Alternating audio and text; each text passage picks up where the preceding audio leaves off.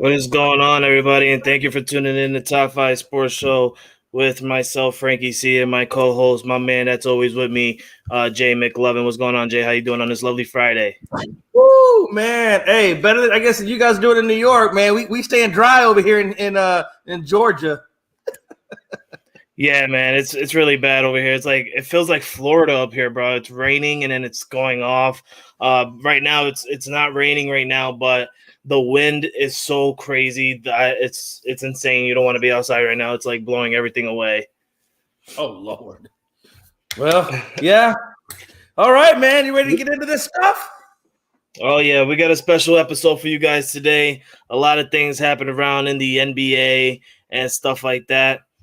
So we're going to start off and we're going to kick it off with none other than the NBA trades. The NBA trade deadline happened yesterday. I'm going to let my man Jay go ahead and kick it off with some of the trades that he, that we're going to talk about.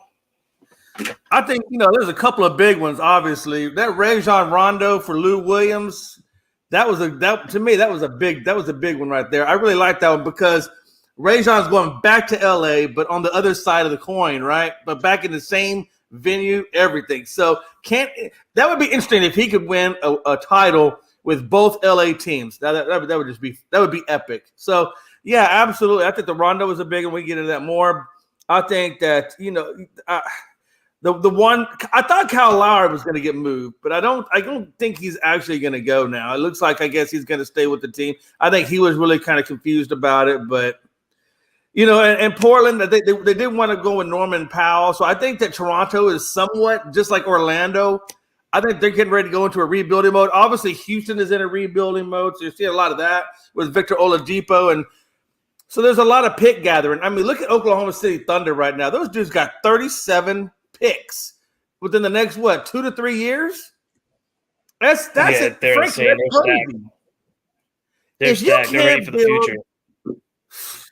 Bro, if you can't build a squad out of 37 picks and 17 of them are number one picks, if you can't build a championship caliber team out of that, I don't know. That obviously was a huge one.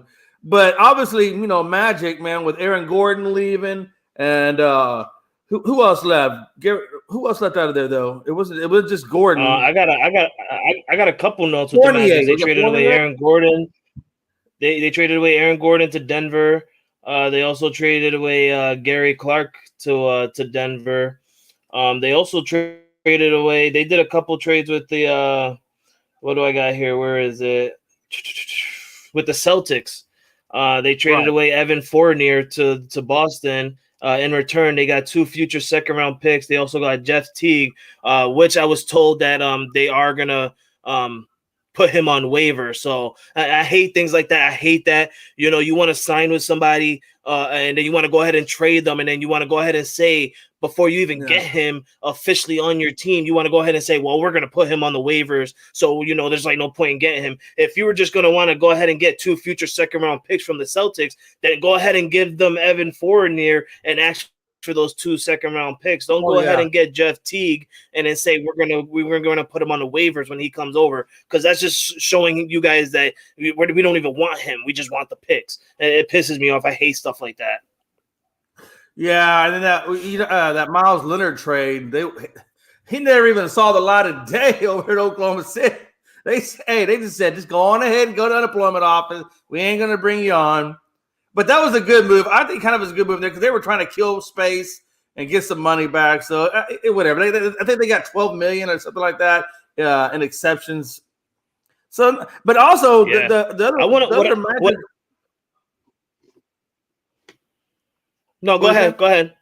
No, hey, I was going to say the one that I was thinking of though was Vucevic. Vucevic, is that how you say it? To the Bulls. That was the other big one that I liked. I don't think it's going to really make the Bulls a contender or anything like that, but I like that guy. He's a great player, great ball handler, and I guess you pair him up with Zach LaVine, whatever, and I guess they're trying, they're possibly building something over there in Chicago. But yeah, the Magic, man, they're definitely in full rebuild mode, along with the Thunder and Rockets and everybody else. What I want to really talk about is the trade between the Miami Heat and the Houston Rockets. Now, we all know, Jay, that you're a huge fan of the Houston Rockets. And throughout the year, trading away since starting away in January, they traded away James Harden. They, since then on, they've been on rebuild mode, and we know that. And now they traded away Victor Oladipo, the man who they actually traded Harden away for in return with a three-team trade back in January. They go ahead and they trade him over to Miami, and in return they get Kelly Olynyk and also Avery Bradley with the 2022 draft pick swap. They both swap draft picks for 2022. Now I want to get your thoughts as a Houston Rocket fan. Yes, it's sad to see Victor Oladipo go because he would have did great things for the Houston Rockets in the future, not this year, but in the future. But you guys got in return Kelly Olynyk and Avery Bradley. Do you not feel comfortable with getting Kelly Olynyk and Avery Bradley? Avery Bradley, to me, is a really good defender. He's a former Laker. Yeah. He won the championship with us last year before opting out to going into the bubble. But he's a great defender. But I want to get a Houston Rockets theory, Houston Rocket fans theory. Tell me about that. How do you feel on that? It's not bad. I mean, because honestly, Oladipo was going to leave anyway. I mean, we weren't going to keep him. He openly said that his dream is to play for the Heat. So, you already know you got an expiring contract on him. So you're going to lose him regardless. No matter what you do, Victor was going to leave Houston. He's going to go to Miami. That was his dream job. And of course, that's where he went. I'm just glad that they were able to get something out of nothing, honestly, because At least I got. Now I don't like necessarily the pick swap because I would like a pick swap if it was like with us, with like let's say the Sacramento Kings or something like that, where I know I'm at least going to get a top, maybe 1 through 6 selection spot. With the Heat, you probably get bottom rung. I think, the matter of fact, the Rockets is the one I want to do the pick swap with. So I think.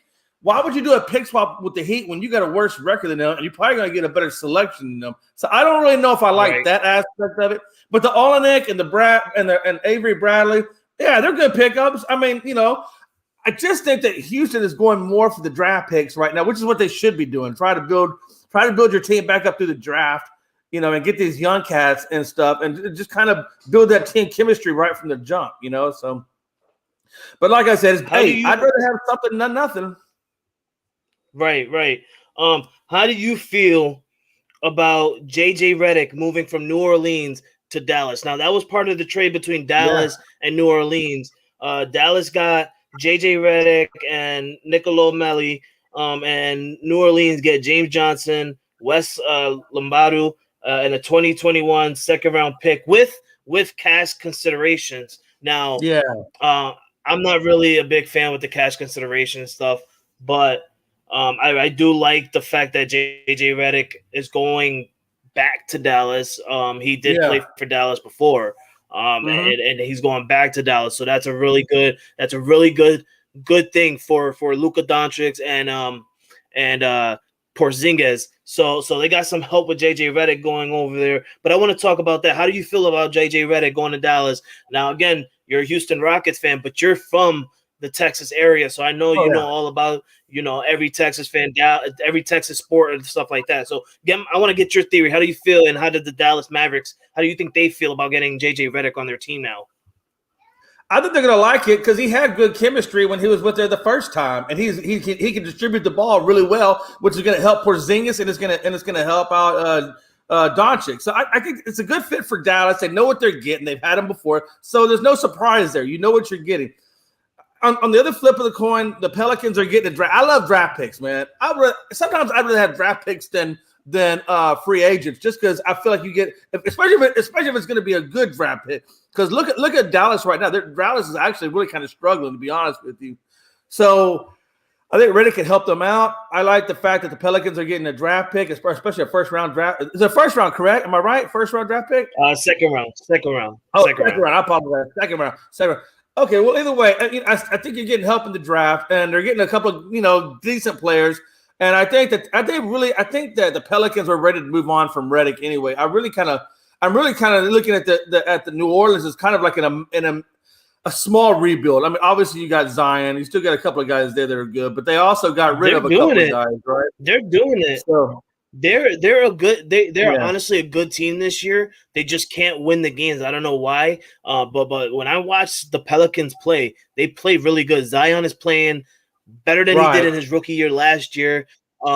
You got Brandon Ingram is showing up so good, and it's it upsets me a little bit And they're because it's young like, guys. we traded him over.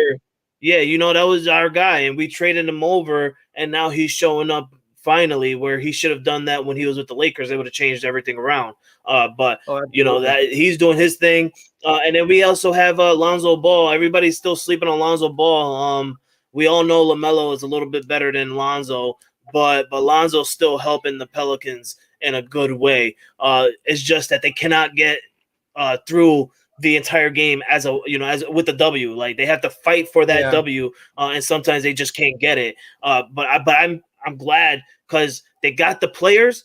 And you're right, Jay. Draft picks are awesome. So, like, if you look at it, they got the players, and now they're getting the draft picks. So now, like, they're like, okay, we have the players. Now we're gonna get the future players, and we're gonna be stacked within the next 2 years, maybe even next year. Who even knows? Yeah, and the thing too is, I got some breaking news. Oh man, go ahead. I got some breaking news. I apologize. I don't mean to cut you off. I'm going to pull away from the NBA for a minute. The Ravens are signing free agent wide receiver Sammy Watkins and giving him a 1-year deal worth $6 million with a $5 million guaranteed. So now that gives MVP Lamar Jackson some help on the wide receiver position. Yeah, that's what I've always liked Sammy Watkins. He's that little gnat that just kind of, he's small but he's quick. And he's got good experience. He's like an underplayer.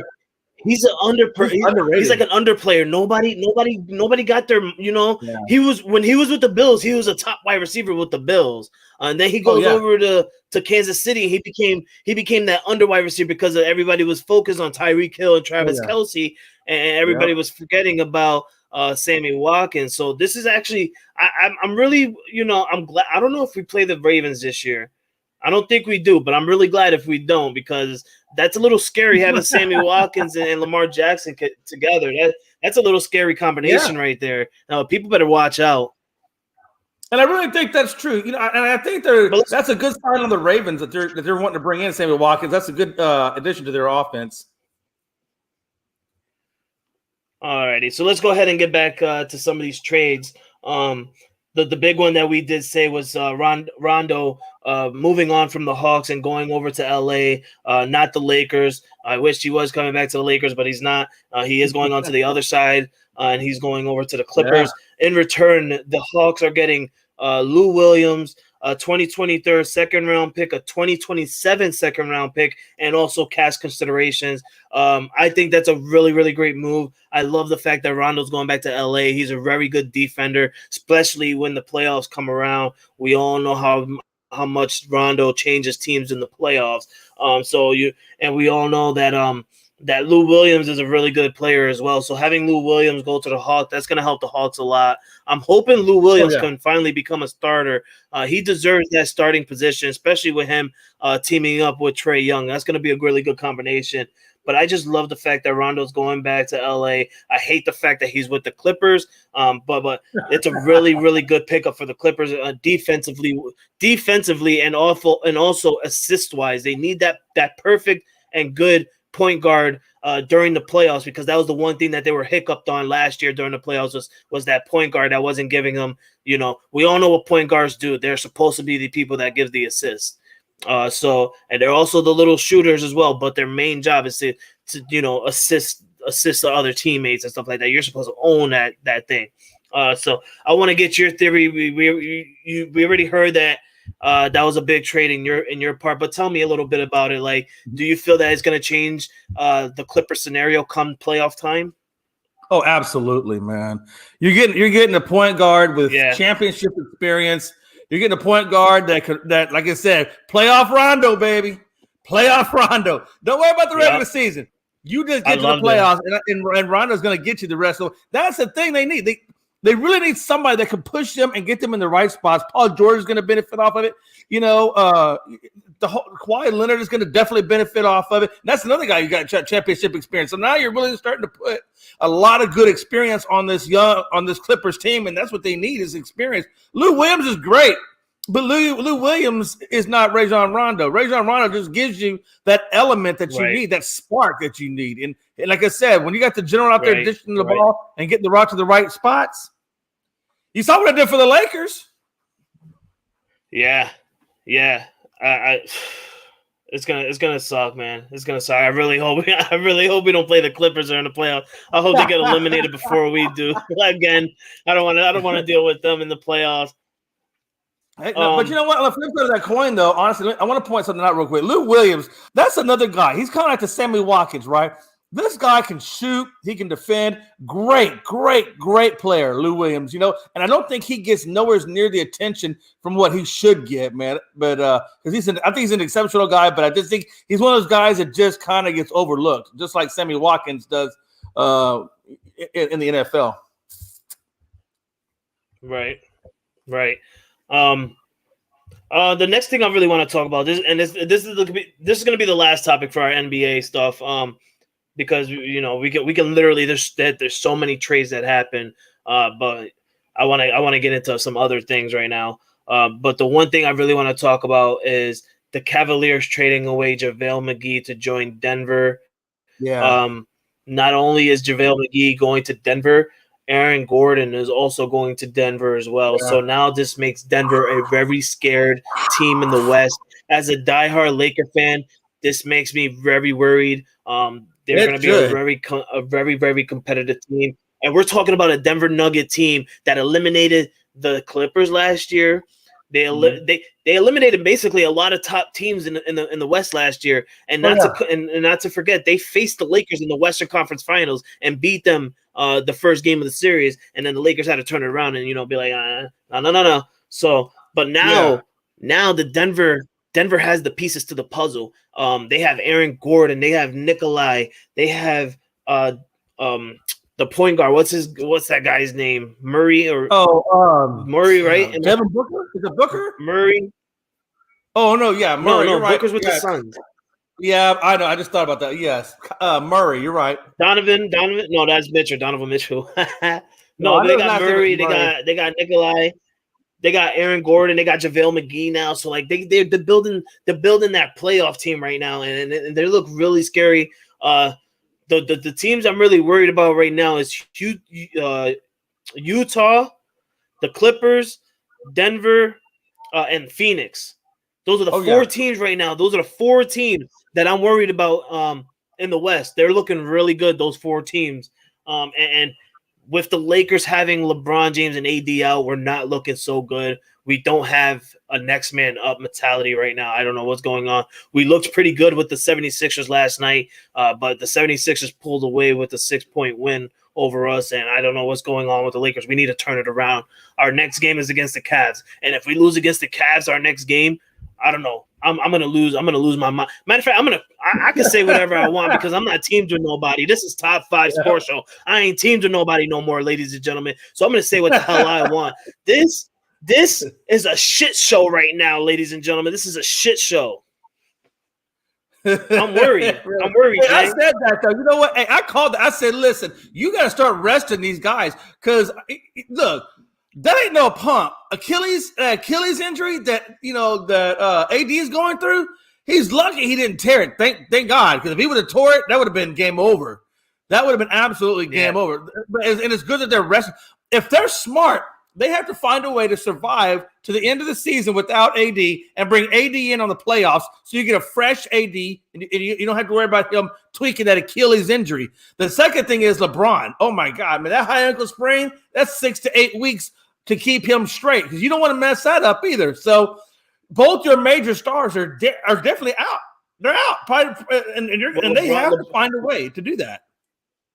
They did say LeBron is a 3 to 4 week absent time, but 3 to 4 weeks can happen. Like nothing. We can go from the number 4. Yeah, we can go from the number 4. Man, I don't. Man, you know LeBron James. You know LeBron James. He's not gonna care. He's gonna come back and he's gonna play and he's gonna fight for the Lakers to get in the playoffs. And Frank Vogel, I love Frank Vogel. All right, he he's going to have the mindset where, okay, LeBron, I need you to rest. I need you to just relax that ankle. But LeBron is going to be that hard-head guy, and he's going to be like, no, I need to go out there. Look how we're playing. We were in the freaking third seed come the beginning or mid of March, and now look at us. We're almost out of the playoff picture. I can see that happening. 3 to 4 weeks, we can go from the 4th seed, and we can be knocked out of the playoffs like nothing. So anything can happen within this small range time. And Anthony Davis is still no timetable for Anthony Davis. He's saying he says he's feel good, but Frank Vogel's not caring. He wants him to rest. He wants him to be 100% come playoff time. And I can't blame the guy, man. We need AD to be 100%. So I agree with you, Jay. If I'm a Laker fan, do not rush these guys. Let them rest. Let these other Laker players step on up, man. You got to step on up. Kyle Kuzma stepped good yesterday, but we need a little bit more. We need a little bit more out of everybody. And that's really where you're at. I mean, honestly, like you said, you're at next man up. I do, ladies and gentlemen. We do have a guest backstage who's going to be coming in. We're gonna just talk about a little bit of the NBA for him, and then we're gonna switch over. We have a little bit of a NFL talk that we want to get into, so let's go ahead and bring him in. My boy, none other than Rob, Big Shot Rob. Yo, what's going on, guys? What's going on, Rob? How you doing, brother? Doing good, man. Happy Friday. Friday Night Fever. Welcome. My Miami Heat made some big moves Welcome to Top 5 Sports. They made some big moves yesterday. How you feeling with the Miami Heat picking up Victor Oladipo? Oh, man. The Godfather strikes again, man. What can I say, man? Pat Riley, that guy is just a master negotiator. We gave up Kelly Olynyk, Avery Bradley, and swap picks to get Victor Oladipo. The guy's still in his prime, 28 years old. I honestly thought we might end up getting Kyle Lowry, but this is even way better than that. I'm glad we didn't trade away Tyler Hero and any of our other young pieces to get Kyle Lowry. I got nothing against Kyle Lowry. I just didn't think he fit well with our team. We got Victor Oladipo now. That guy is going to be we got like a new big three with Jimmy, Bam, and Victor. I think Victor's going to fit right in with the team. He said he wanted to come to the Heat. Now he's here. The Heat also made a move yesterday. They got the guy from the Kings, the big man, the 6'11" big man, Balika. They traded Kelly Olynyk. Yeah, they got the guy Balika from the Kings. It's hard to pronounce his first name, but they got him. They got rid of Chris Silva and Mo Harkless to get him. I heard they're also trying to get LaMarcus Aldridge. LaMarcus Aldridge is going to get bought out right now. That's the key I want to talk about. That one right there, that's big. If they can get LaMarcus Aldridge, which I believe they will, and they'll probably get him at a very cheap price because he got bought out. I'm telling you right now, if you get those 4 guys on the same team, that's going to be really nice. That's going to be really nice. I'm telling you, we made these moves to compete with the Nets. The Nets got their big three with Durant, Irvin, and Harden. Now the Heat got their little big three with Jimmy, Bam, and Oladipo. They made these moves to compete with the Nets. We still keep our young nucleus together. We got Tyler Hero, we got Duncan Robinson, we still got Andre Iguodala. Jimmy, Bam. They keep the guys together. We got Tyler Hero, we got Duncan Robinson. I think it is great. I can't wait to see this team play together. We're playing tonight against who we playing tonight? I think we're playing. I'm trying to think who we're playing tonight, but yeah, we're getting ready to play in like less than an hour. I'm excited to see this team play. I'm excited. We lost 4 in a row. We lost last night to Portland, but hopefully we could. Which was a very good game, by the way. I got to say, you guys had the lead, and man, Dame time. You guys are killing Damian Lillard, bro. He was getting hurt everywhere, man. He was hurting his knees, he was hurting his wrist, he was hurting his ankle. I'm like, man, give the man let him get some breathing room. But that was a really good game, bro. Miami just let it slip from their fingers, bro. They had the lead, and then Damian Lillard turned it around, and Dame time. When Dame time comes around, it's serious. But yeah, I want to ask you about that. How do you feel about the having the lead and then losing it at the end? I think if we would have had Jimmy last night, we would have won that game, man. I mean, missing our leader and Jimmy Butler, I mean, that was a tough loss. But we competed hard against those guys. Oh, the Heat are playing the Hornets tonight. They're getting ready to tip off at I'm about to say 8 o'clock. Yeah, they're playing the Hornets tonight in Charlotte. That should be an interesting game.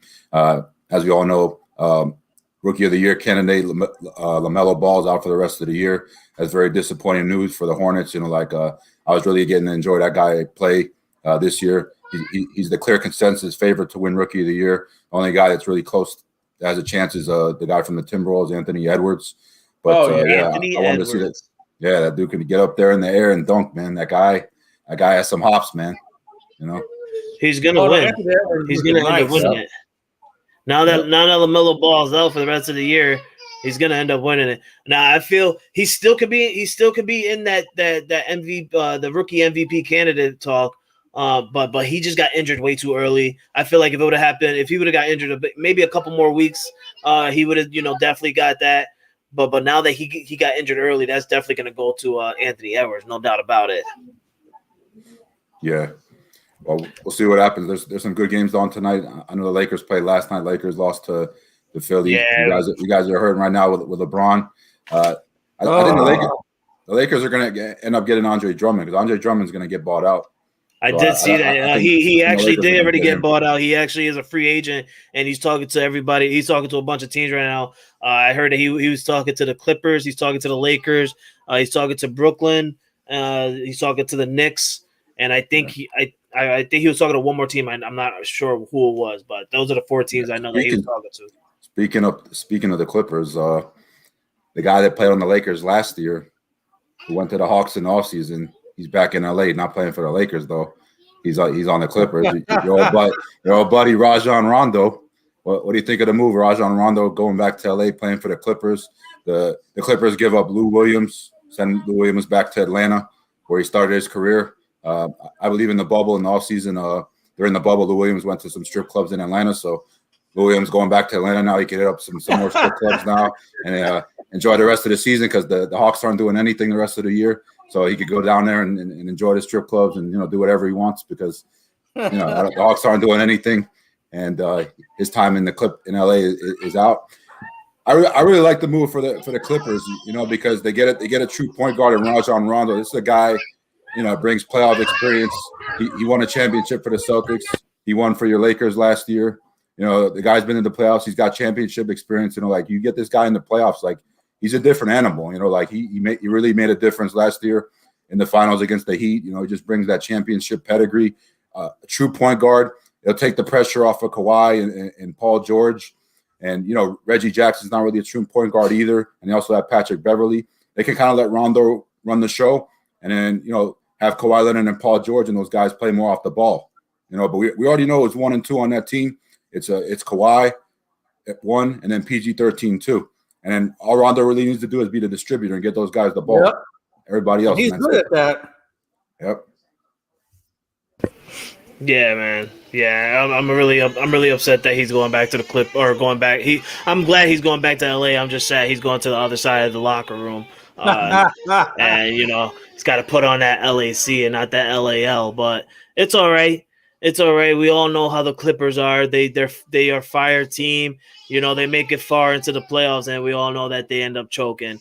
Let's just hope that Rajon Rondo can be that piece to help them not choke in the playoffs.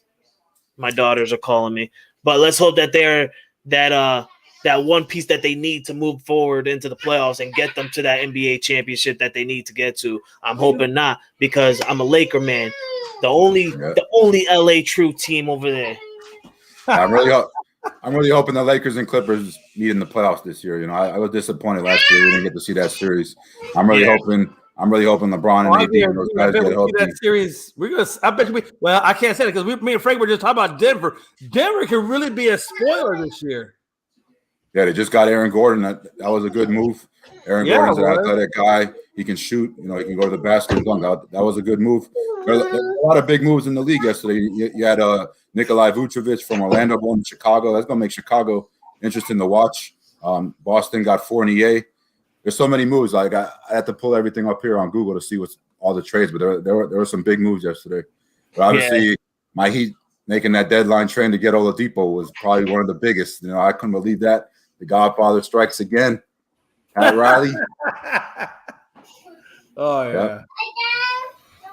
I really believe that Denver Nuggets team is gonna. I just feel like they're gonna be the major spoiler in all of this. With the team they're putting together over there. My guy Dennis Green, Brooklyn. Brooklyn's my second. Brooklyn's my second team. They're my East Side team. Me being born and raised in Brooklyn, New York, I'm finally glad that Brooklyn was able to get a basketball team. So ever since that the Nets moved over to Brooklyn, I had to follow Brooklyn as my second team. They can't be my favorite team because I've been following the Lakers since I was a wee lad. So but I'm a second diehard Brooklyn Nets fan. She's enjoying this. She's part of the stream. Brooklyn's in the house. My mom's for Brooklyn. Shout out to Brooklyn, everybody in Brooklyn. Yeah, the Heat play the Nets one more time this year, later in the year down in Miami. They already played them twice in Brooklyn, and Brooklyn beat them twice. Those were some close games. So that's going to be interesting, man. Like, man, if the Heat and Nets were to match up in the playoffs, man, that would be a hell of a series. If the Heat can get rolling, and I just want to see what the Nets look like with Durant. Like once they get Durant back, I just want to see how the Nets look when they got their big three together. And then obviously when we get our big three together, I want to see how we look too. It's going to take us some time, because we're getting Oladipo mid-season, and he's got to get used to the system and everything. And hopefully, if we're able to get Aldridge, and we got the guy from the Kings, Bielitsa, who's a big man, 6'11", he can shoot. So those guys just have to get adjusted to the system and, get in shape and all that, because, the Heat are like one of the most well-conditioned teams, in the NBA. And we play defense, we play real defense, one thing when you come to Miami, man, you better be ready to play defense. I don't care what you did on any other teams. You better get in shape and you better play defense, because if you don't play defense on the Heat, you're not going to be playing out there. So that's one thing about the Heat culture that I love. Pat Riley and Eric Spoelstra instill that you can do great on the offensive side, but if you don't play defense, you're not going to be playing. So you better play defense. Oh yeah, especially come playoff time. Especially come playoff time. Come on. Yeah. This is the one thing I want to talk. Dennis saying I don't know how Brooklyn loses. The reason right now that I think Brooklyn is losing is because Kyrie's having personal reasons. He's out for he's been out for the last 3 games. He's going to be out, the next game coming up. So that you're leaving James Harden alone in the court, and we all know how James Harden is when he's a solo leader. He can't carry a team on his back. We all know that. So I think that's the reason why Brooklyn is losing right now. Anybody else got any theories on why Brooklyn is losing right now? No, I agree with you, man. I totally agree with what you're saying. I don't. That's the one thing I don't like about Kyrie. I just feel like he always misses games and they're not even due to injury. I just feel like there's always something going on with him that he's away from the team instead of being part of the team. He never really quite gelled as a teammate. He didn't really do it in Cleveland. He didn't do it in Boston. I think he's having a hard time doing it in Brooklyn. There's something going on with him. Yeah, I think with Brooklyn, man. When you win a championship, in the NBA, you can do whatever you want. But he had LeBron to win that championship. LeBron helped him out. You can't forget LeBron helped him out. Technically, he helped LeBron. Technically, yeah. Well, that's true. He did help LeBron. He did. I think for Brooklyn, anybody now. Yeah, I think for Brooklyn to have any chance, they're gonna have to get that big three together and rolling. Because to have James Harden out there all by himself, like James Harden's gonna work himself too hard in the regular season and have nothing left for the playoffs. He always does that. Like James Harden is a great regular season player, but then when he gets to the playoffs, he just implodes. So it's like he needs to conserve his energy and not go so hard in the regular season. If he does that, then he'll have something left for the playoffs. Like that's what LeBron does. See, LeBron's smart. LeBron knows what he's doing. LeBron says, yeah, I'm going to manage myself during the regular season, make sure, we get in the playoffs, do our thing, and then come playoff time, that's when I go hard. That's when you're supposed to go hard, Right. So LeBron's smart, but, it's going to be interesting to see when LeBron gets healthy and AD and how those guys are able to come back off those injuries. You don't want to just throw them into the fire in the playoffs. You want to give them some time in the regular season, the last couple of weeks to get in game shape, and then once they get in game shape, go into the playoffs. So that's going to be key, for the Lakers, getting LeBron and AD back and then bringing all those other guys together. But if they get Drummond, that would definitely help for sure. I don't know if I agree with Dennis. This is why I said LeBron. I love Dennis. All right. Classic LeBron hater. I've known Dennis Green since I was in middle school. Right? He used to help me out in my life and stuff like that. He changed my life a lot. And this is why I love it. He says, come playoff time, they won't lose, and Kyrie will show up. Kyrie won that title, LeBron James, LOL. Now, as a Laker fan, I'm not really big on LeBron James, all right? Now, I know how LeBron James is, and that's why I'm not real fond of him coming to the Lakers. I knew having LeBron James become to the Lakers, we were going to end up winning a championship. I didn't know how long it was going to take. I'm glad it happened already. And it showed that I knew we were going to get another big man because we all know LeBron James cannot win a championship on his own. He needs another big man with him. You know, it comes in right. as D Wade with Ray Allen and what's my man's name? Chris come Bosh. on, help me.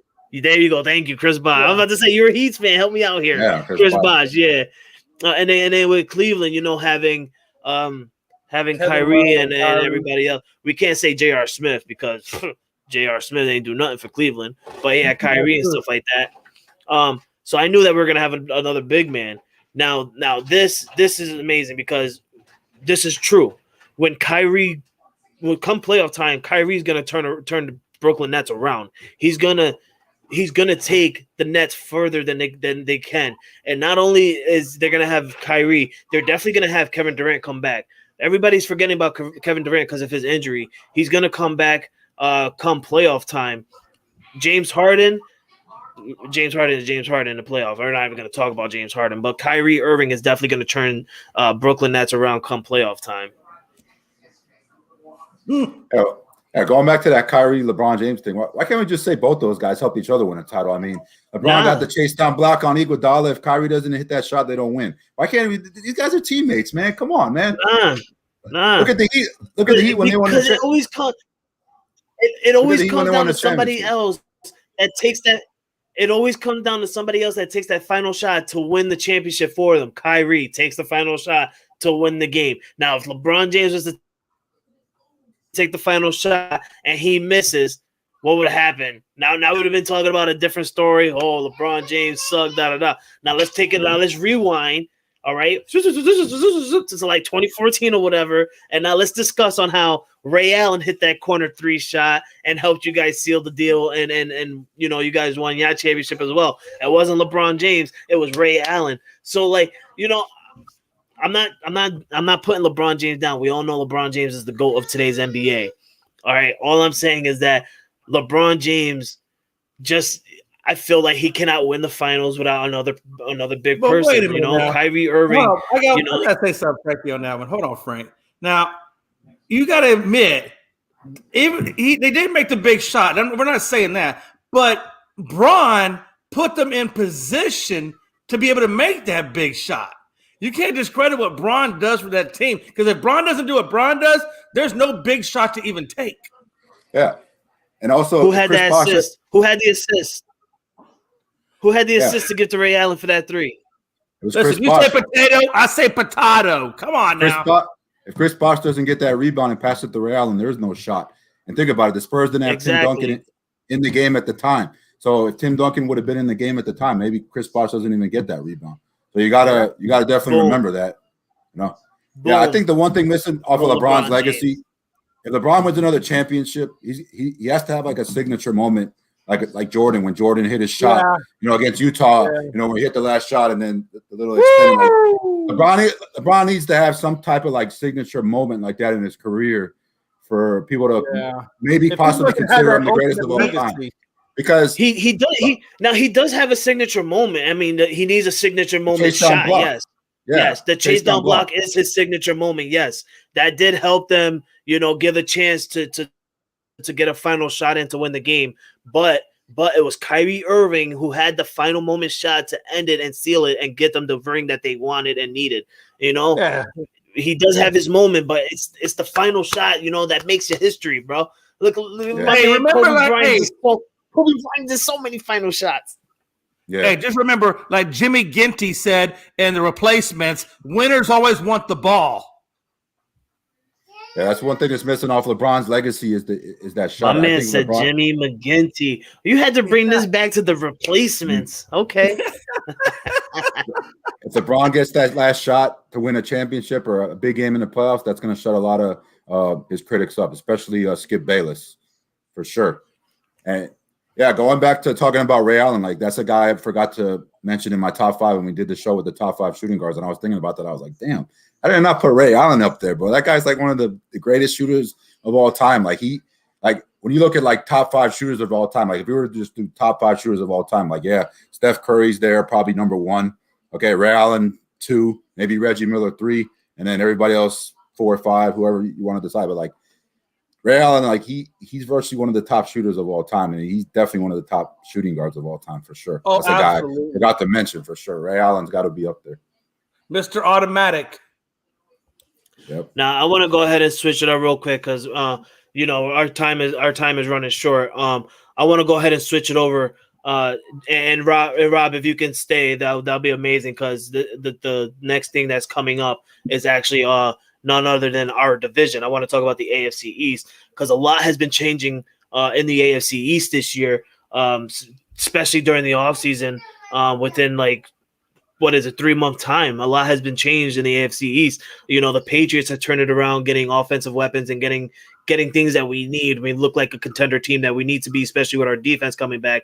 But not only that, the Bills have the same players and they're adding to it. And also the Miami Dolphins, which, by the way, I want to talk about the Miami Dolphins that, ladies and gentlemen, they had this morning when everybody woke up, the Miami Dolphins had the 3rd overall pick in the 2021 NFL draft. Earlier on this afternoon, they did a blockbuster trade with the San Francisco 49ers, traded away the 3rd overall pick to go back to the number 12 pick, and in return, they get the 12th pick, a 3rd round pick, and 2 future 1st round picks in the future round drafts. That wasn't the only trade that Miami made, ladies and gentlemen. Nope.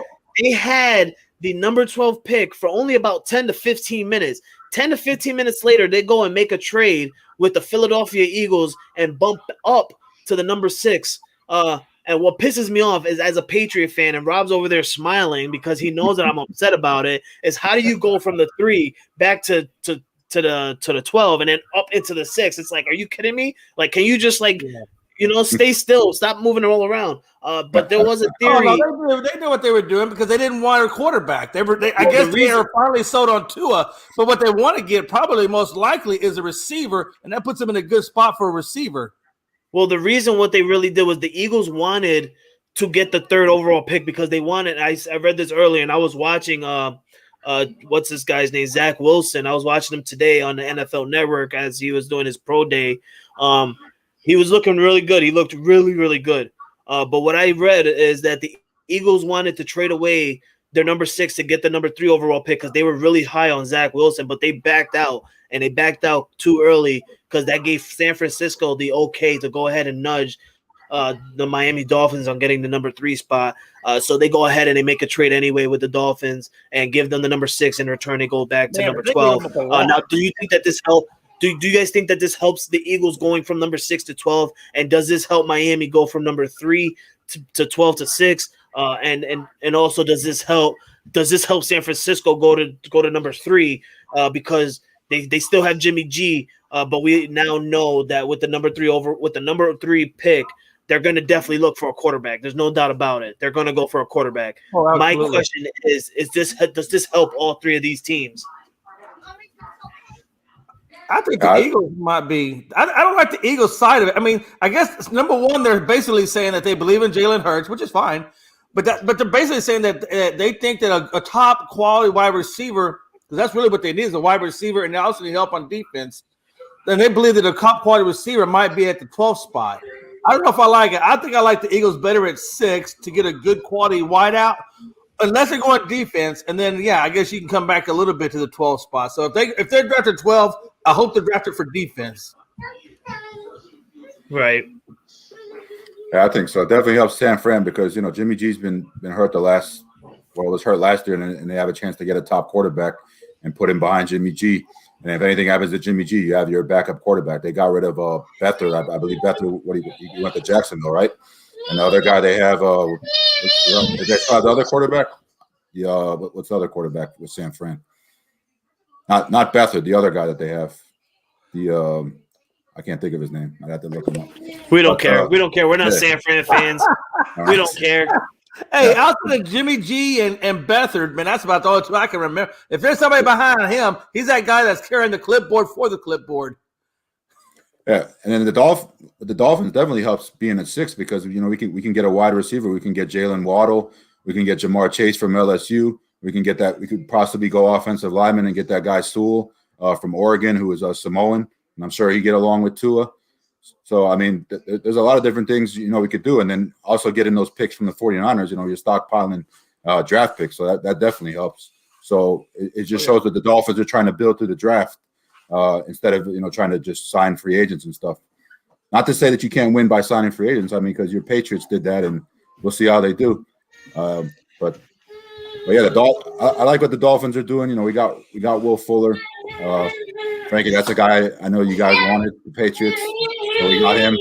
It's going to be interesting to see what wide receivers we keep, who we get rid of. It's possible they get rid of probably Jakeem Grant or Preston Williams or Hearns or one of those guys. I'd like to see Albert Wilson come back next year and stay with the Dolphins. He opted out last year because of COVID, so I definitely want to see that guy back. I think he's a burner. He's real fast. Not too fond of Jakeem Grant, though. Jakeem dropped a lot of balls last year. He's a great punt returner. He's a great kid.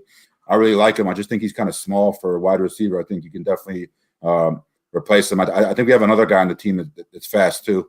I forgot his name, but he could definitely replace Jakeem. And you could definitely find guys like that, in the draft. So it's going to be interesting to see. But, I like how this team, Dolphins, are moving. Hopefully, Tua has been working on his deep ball in the offseason because, Will Fuller is going to be expecting that deep ball come this season. So I hope Tua has been working on his deep ball. And, I'm excited to see how he does in year 2 for sure. Oh, absolutely.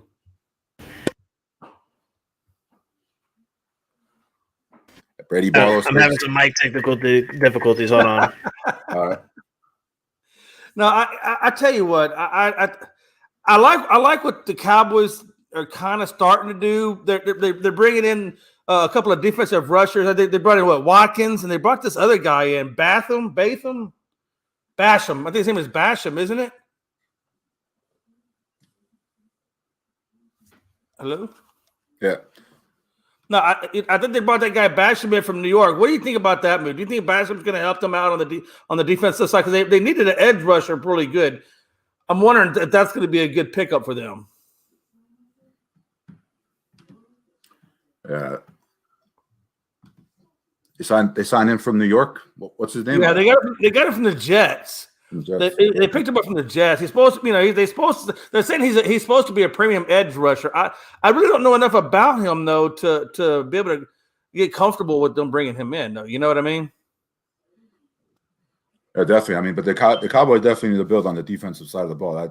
That's definitely for sure. So whatever they do in the draft or whoever they can get on the defensive side of the ball, definitely going to help them out this season because you're going to take all that pressure off of Dak because you don't want Dak to have to play catch up in every single game and be in shootouts every single game. If you're a Cowboys fan, you want to see the Cowboys be able to play with the lead and give Zeke the ball and be able to run out the clock instead of having Dak needing to throw for 400 yards in a game and throw 5 touchdowns or 300 yards and 3 touchdowns. So you just mentioned Zeke. What do you think about Zeke? Do you think Zeke is still a good running back, or do you think he's just overrated and not as good as what I guess I kind of thought he was at first?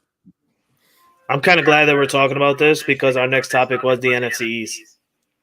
Oh, or NFC least right now is what I call it. Right now we're the least division. So, I think Zeke is still a top running back.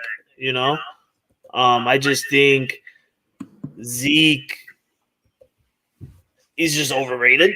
I don't know. Because that's what I'm starting to feel like. I'm starting to feel like he was just overrated. Like, I'm not seeing the guy that the running back that I thought we were kind of get out of Ohio during his rookie to first year pro year type. But I'm wondering if some of it had to do with their offensive line because we only really had Zach Martin from the old school offensive line. They had a lot of rookies.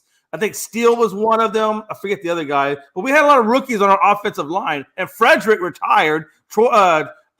what's his name? Tyron Smith. He's hurt. So I'm wondering if some of it has to do with the line, and maybe the line just isn't getting the holes open for him, or if he just truly is, like you said, overrated. I think it's a line, if you ask me. I mean, the offensive line's been kind of hurt. I mean, you got some new guys, coming in. It's definitely a make or break year for Zeke. He had a bad year last year. I think he definitely got to have a better year this year. Otherwise, it could be his last year in Dallas. I do still think he is a good running back. Hopefully he gets that explosiveness back and just gets his confidence back this right. year. I'm praying for that. I want to see the guy have a good year. I think he's a great pass down catching back. He could run.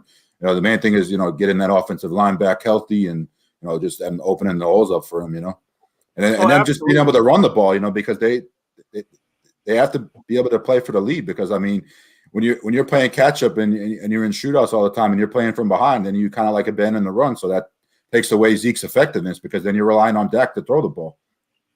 Yeah. Now, go ahead. I'm sorry, Frankie. I was going to say a bunch of things is going on in the NFC East. Cowboys re-signing Dak and still having all they need, that they got. Giants are looking really good. Okay, they signed a bunch of good people. And also the Washington is looking pretty good as well. They signed Ryan Fitzpatrick and signing that one wide receiver from Carolina, which all makes sense. Going back and playing with the head coach that he had in Carolina. The Eagles, we're not even going to put them in a conversation because the Eagles are in rebuild mode, definitely hardcore rebuild mode. Now, how am I going to say this? Them talking with the Dolphins to try and get the number 3 pick, it showed me that they didn't have trust in Jalen Hurts, but now they pulled away from it and going back to number 12. It also shows now that they got confidence and sticking with Jalen Hurts.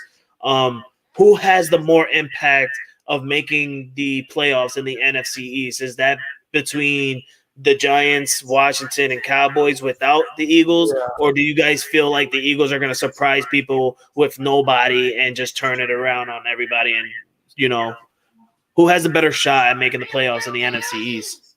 I think it's going to be between Washington and Dallas, in my opinion. I think the Giants, I don't know if they're quite all the way there yet. I don't know how Saquon Barkley is going to come back from his injury and at what level of healthiness he's going to be at. So right now, when they brought in Fitzmagic, I was like, okay, now this team's about to get serious. Because something about Ryan Fitzpatrick, when he goes to a team, he just makes them better. And in the Washington, I mean, honestly, they made it to the playoffs last year, and then you add Fitzpatrick to it. I mean, that even hypes them up even more. Now, they do need another wide receiver. Washington needs a complimentary guy to McLovin. But, I mean, Gibson, man, that dude can run like a beast. Chase Young on the defensive side, beast. So I think it's going to be between Dallas and Washington, my personal opinion. Yeah, I agree, too. I think it's between Washington and Dallas. Well, Washington, they definitely made a great move. They got Curtis Samuel to put next to McLaurin. That guy, Antonio Gibson. Oh, my Samuel, you're right. Yes, they got Samuel. Antonio Gibson is a beast running back. That guy, I love that guy out of Memphis. And they also have J.D. McKissick, who's also very explosive. And then you add Ryan Fitzpatrick to that, a veteran quarterback. As long as Fitzpatrick cuts down on the turnovers and not so much of a gunslinger, but, that's just his mentality. If he can cut back on the turnovers, they have that great defense too. So yeah, I would say it's definitely between, Washington and Dallas would be the two favorites to win that division and, get the playoff spots. And then I put the Giants in there third and then Philly fourth.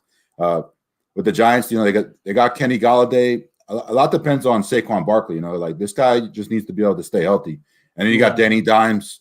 Danny Dimes, he has the weapons. He has Sterling Shepard.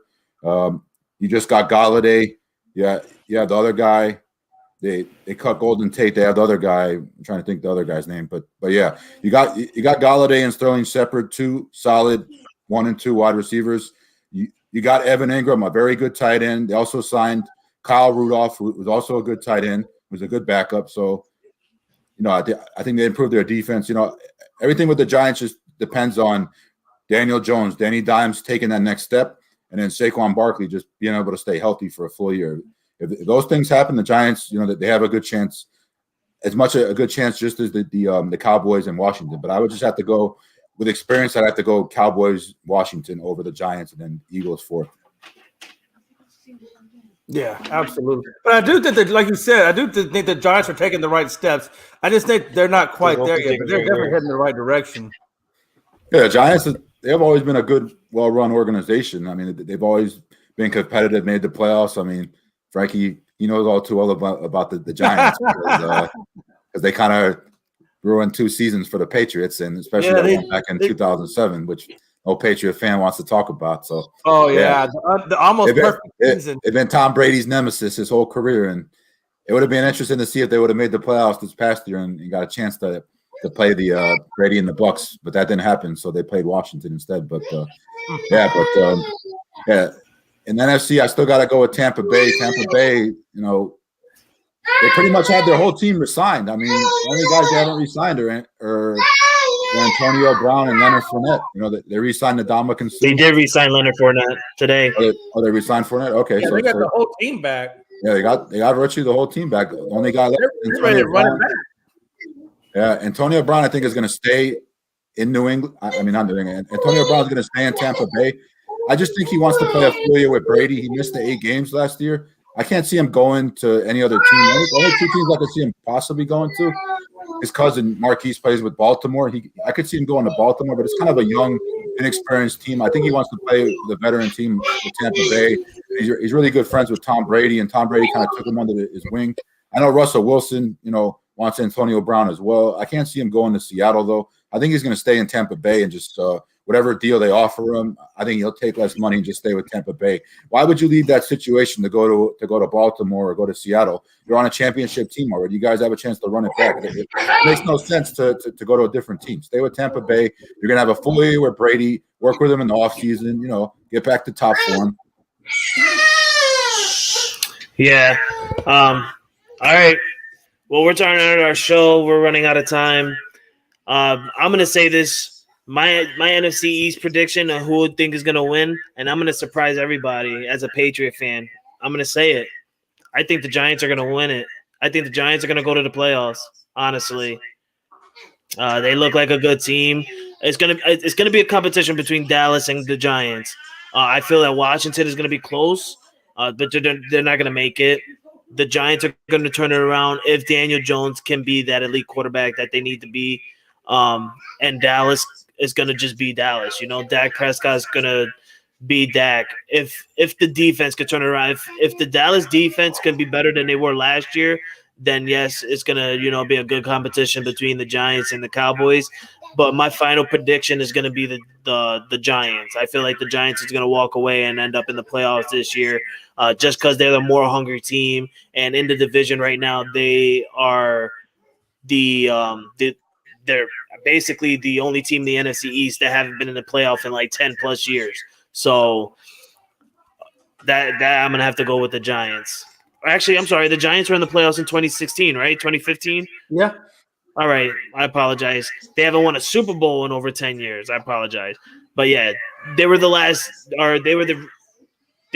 only team in the NFC East who hasn't recently been to a playoff. There we go.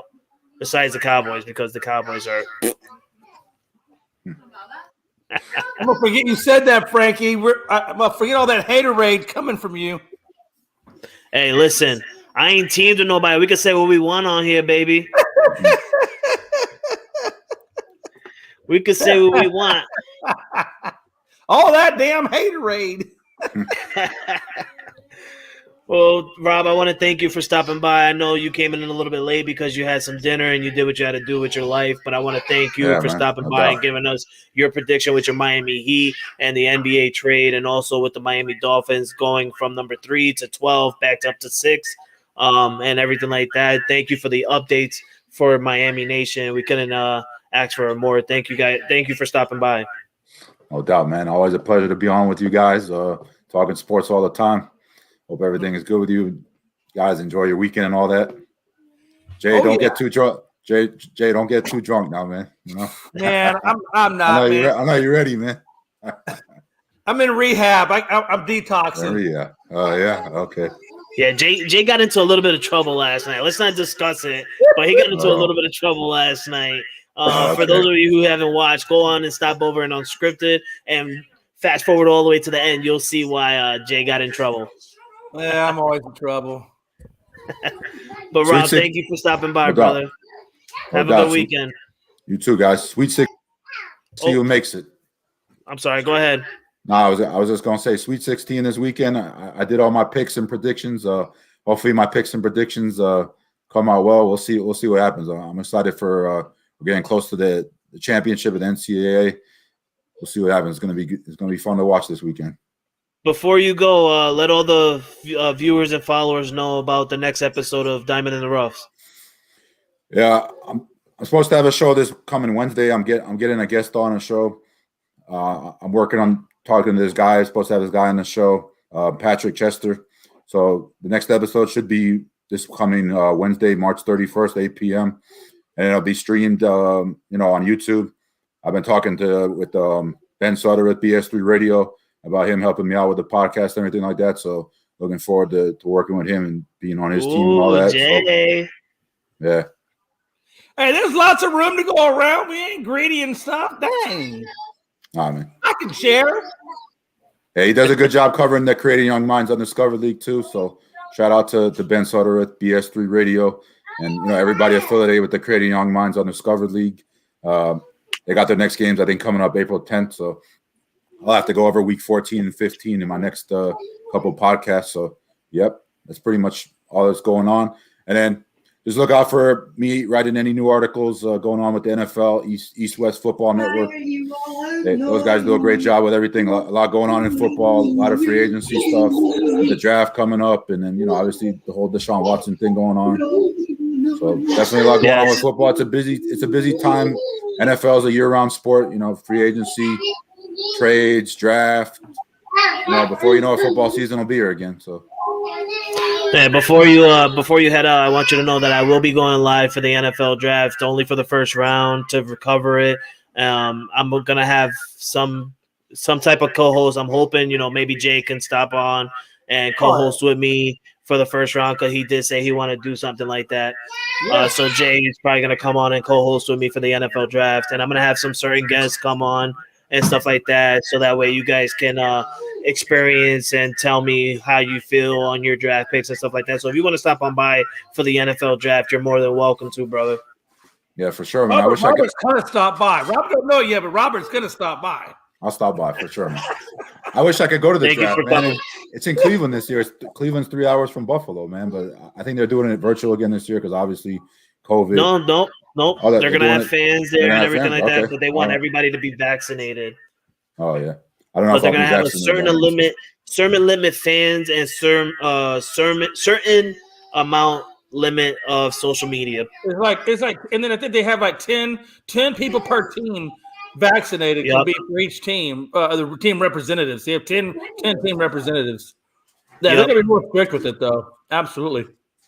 Yeah, I got a friend of mine. He went to the draft a few years ago when they had it in Philly. He got to go up to Philly. One of my boys down in South Florida went up to Philly. He said it was a great experience to go to the draft. I think it'd be great to go to the draft too. I mean, the draft is like a big time thing. I mean, when they're able to have fans and everybody there, like they get a big pour out of fans there. The draft's become so huge. Oh yeah, absolutely, it has. Yeah, but yeah, man. Thank you for stopping by, and everybody, go ahead and on YouTube and subscribe to Robert's page, Diamond in the Roughs. It's a really good page. I've been watching it ever since me and him got together.